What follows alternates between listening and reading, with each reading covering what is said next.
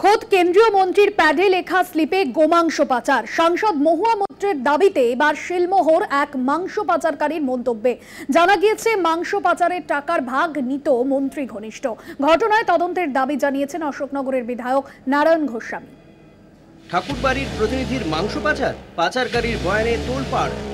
কেন্দ্রীয় মন্ত্রীর প্যাডে স্লিপ নিয়ে গোমাংস পাচারের বিস্ফোরক দাবি। এ নিয়ে শান্তনু ঠাকুরকে নিশানা করে এক্স হ্যান্ডেলে পোস্ট করেন মহুয়া মৈত্র। এবার খোদ পাচারকারীর বয়ানে জোরালো হয়েছে বিতর্ক। পাচারকারী জিয়ারুল গাজীর দাবি তাকে সপ্তাহে 2 দিন স্লিপ দেওয়া হতো। মন্ত্রীর প্যাডে দেওয়া স্লিপ দেখালেই সীমান্ত পেরিয়ে মসৃণভাবে পাচার হয়ে যেত গোমাংস। জিয়ারুলের দাবি প্রতিদিন 6টা করে স্লিপ দেওয়া হতো পাচারের জন্য। পাচারের টাকা স্বরূপনগরের বিজেপি নেতা তথা শান্তনু ঠাকুরের ঘনিষ্ঠ নজমুল সর্দারের হাতে যেত বলে দাবি জিয়ারুলের।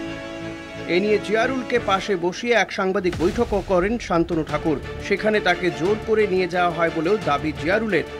বিজেপি নেতা তথা কেন্দ্রীয় মন্ত্রীর বিরুদ্ধে গোমাংস পাচারের অভিযোগ ঘিরে রাজ্য রাজনীতিতে তোলপাড় পড়ে গিয়েছে। তৃণমূল এই অভিযোগকে হাতিয়ার করে আসরে নেমেছে।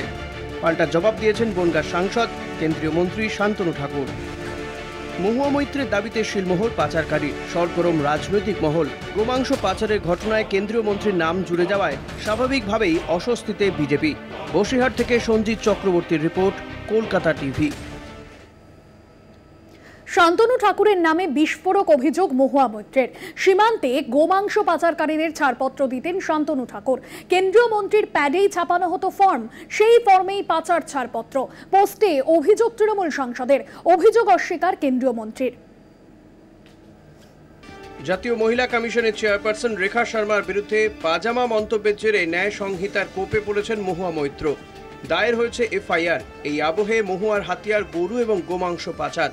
শান্তনু ঠাকুরকে কাঠগড়ায় তুলে আসরে কৃষ্ণনগরের তৃণমূল সাংসদ। সোমবার মহুয়া মৈত্রের এই পোস্ট ঘিরেই শোরগোল। তথ্য প্রমাণ তুলে সোশ্যাল মিডিয়ায় পোস্ট তৃণমূল সাংসদের। বিএসএফ এবং স্বরাষ্ট্র মন্ত্রককে মেনশন করে পোস্টে অভিযোগ, শান্তনু ঠাকুরের লেটার হেড প্যাডে সীমান্তে গোমাংস বিনিময় ছাড়পত্র দেওয়া হয়েছে। কেন্দ্রীয় মন্ত্রীর সরকারি প্যাডে ফর্ম ছাপানো হয়েছে।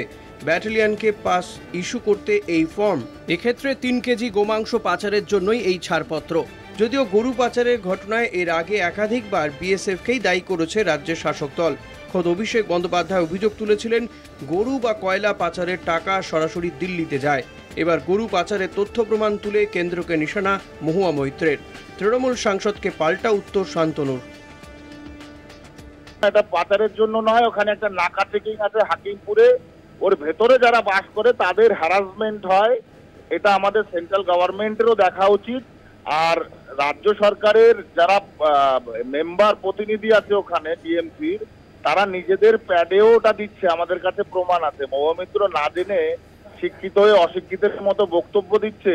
শান্তনু ঠাকুর ওপেনে প্যাডে গরু পাচার করবার জন্য দেবে, এটা নিরক্ষরের লক্ষণ, শুধু অশিক্ষিত নয়। বনগাঁতে যে বাংলাদেশ সীমান্ত, সেখানে যে অনেক রকমের অসাধু কাজকর্ম হয়, স্মাগলিং হয়, এবং সেখানে বিজেপির শান্তনু ঠাকুর সহ বিভিন্ন নেতার যুক্ত থাকার অভিযোগ পাওয়া যায়, এটা নতুন কিছু না। এরকম কথা ওই চত্বরে কান পাতলেই শোনা যায়। আর বর্ডারে দাঁড়িয়ে সেটা শান্তনু ঠাকুর হোক আর যে ঠাকুরই হোক না কেন, সে যদি এই ধরনের ইলিগাল কাজকর্ম, ভয়ঙ্করভাবে ইলিগাল কাজকর্ম করেন, তাকে তার বিরুদ্ধে তদন্ত করার ব্যবস্থা নেওয়ার সুযোগ তো মহুয়া মৈত্র দলের রয়েছে, সরকারের রয়েছে। তারা সেইগুলোকে না করে যদি খালি মিডিয়ার কাছে অভিযোগ করেন, তাহলে তো ধরে নিতে হবে যে তারাও এই সমস্যাটাকে জিইয়ে রেখে এটাকে নিয়ে একটা লেনদেনের রাজনীতি করছে। লোকসভা ভোটের ফল প্রকাশের পর একই বাংলায় মুখ পড়েছে বিজেপির। মহুয়ার পোস্টে খানিকটা হলেও অস্বস্তিতে বিজেপি। কলকাতা টিভি।